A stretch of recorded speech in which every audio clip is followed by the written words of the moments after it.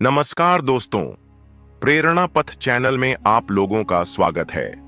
किसी समय की बात है जब जीवन और मृत्यु के देवता पूरे ब्रह्मांड का संचालन करते थे। मृत्यु के देवता ने अपने एक दूत को पृथ्वी पर भेजा ताकि वह एक नवमृत महिला की आत्मा को स्वर्ग ले आए। लेकिन जब दूत धरती पर पहुंचा तो उसे 3 छोटी बच्चियां अपनी मृत मां के पास मिलीं। एक मां के स्तन से दूध पी रही थी, दूसरी जोर जोर से रो रही थी और तीसरी रोते रोते सो चुकी थी। यह सब देखकर दूत का मन बदल गया। वह यह सोचकर चिंता में पड़ गया कि इन असहाय बच्चों का भविष्य क्या होगा। इन बच्चियों के पिता की भी मृत्यु कुछ दिन पहले हो चुकी थी।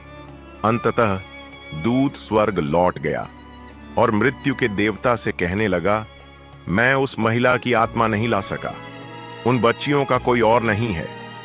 यह सुनकर देवता क्रोधित हो उठे। तुम सोचते हो कि तुम मुझसे अधिक जानते हो? जो जीवन और मृत्यु को नियंत्रित करता है, क्या वह नहीं जानता कि इन बच्चियों का भविष्य क्या होगा? तुमने आज अपनी पहली गलती की है और इसके लिए तुम्हें दंड मिलेगा। जब तक तुम अपनी मूर्खता पर 3 बार नहीं हंसोगे, तुम पृथ्वी पर ही रहोगे। दूत को पृथ्वी पर भेज दिया गया।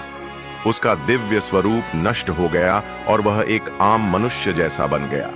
बहुत ठंड थी। एक गरीब मोची अपने बच्चों के लिए गर्म कपड़े खरीदने शहर जा रहा था। रास्ते में उसने एक अजनबी दूत को ठंड से कांपते देखा। मोची को दया आई और उसने अपने बच्चों के लिए रखे कपड़ों के पैसे से दूत को गर्म कपड़े दिला दिए और उसे अपने साथ घर ले आया। घर लौटते ही उसकी पत्नी गुस्से से भड़क उठी। तुमने हमारे बच्चों के पैसे एक अजनबी पर खर्च कर दिए। यह सुनकर दूत पहली बार हंसा। मोची की पत्नी को यह नहीं पता था कि उनके घर में एक दिव्य पुरुष आया है जो उनके जीवन को समृद्ध बना देगा। मोची ने दूत को जूते बनाना सिखाया और जल्द ही दूत का कौशल प्रसिद्ध हो गया। एक दिन राजा के महल से एक सेवक आया और एक विशेष चमड़े का टुकड़ा देकर कहा, राजा के लिए जूते बनाओ, लेकिन चप्पल मत बनाना। मोची ने दूत को चेतावनी दी, यह चमड़ा केवल एक जोड़ी जूते बनाने के लिए है। यदि कोई गलती हुई तो राजा हमें क्षमा नहीं करेगा। लेकिन दूत ने अनजाने में चप्पल बना दी। मोची गुस्से में चिल्लाया, तुमने हमें बर्बाद कर दिया। इसी बीच महल से दूसरा सेवक भागता हुआ आया, जूते मत बनाना, राजा का निधन हो गया है, अब उन्हें चप्पल पहनाकर दफनाया जाएगा। यह सुनकर दूत दूसरी बार हंसा। भविष्य का अनुमान कोई नहीं लगा सकता।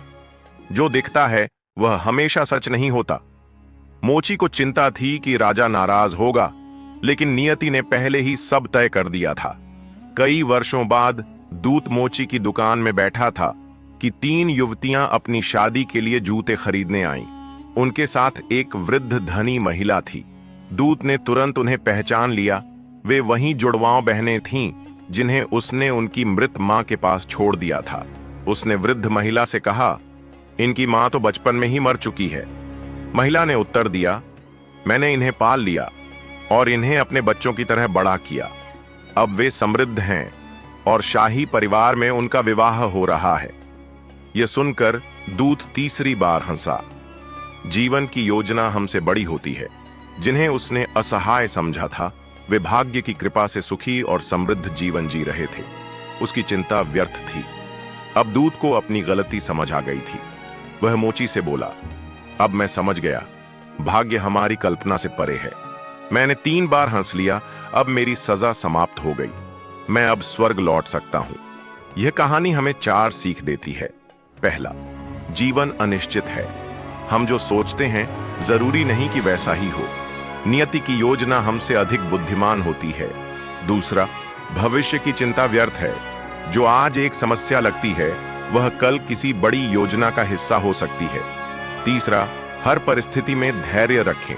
कभी कभी हमारे सबसे कठिन क्षण हमें उन रास्तों पर ले जाते हैं जो हमें पहले से कहीं अधिक मजबूत बनाते हैं। और चौथा, विश्वास रखें। हमें जीवन की प्रक्रिया पर भरोसा करना चाहिए। जो होता है अक्सर किसी अच्छे कारण से होता है। कहानी आपको पसंद आई हो तो लाइक करें और सब्सक्राइब करें। मैं ऐसी मोटिवेशनल कहानी आप लोगों के लिए लाता रहूंगा।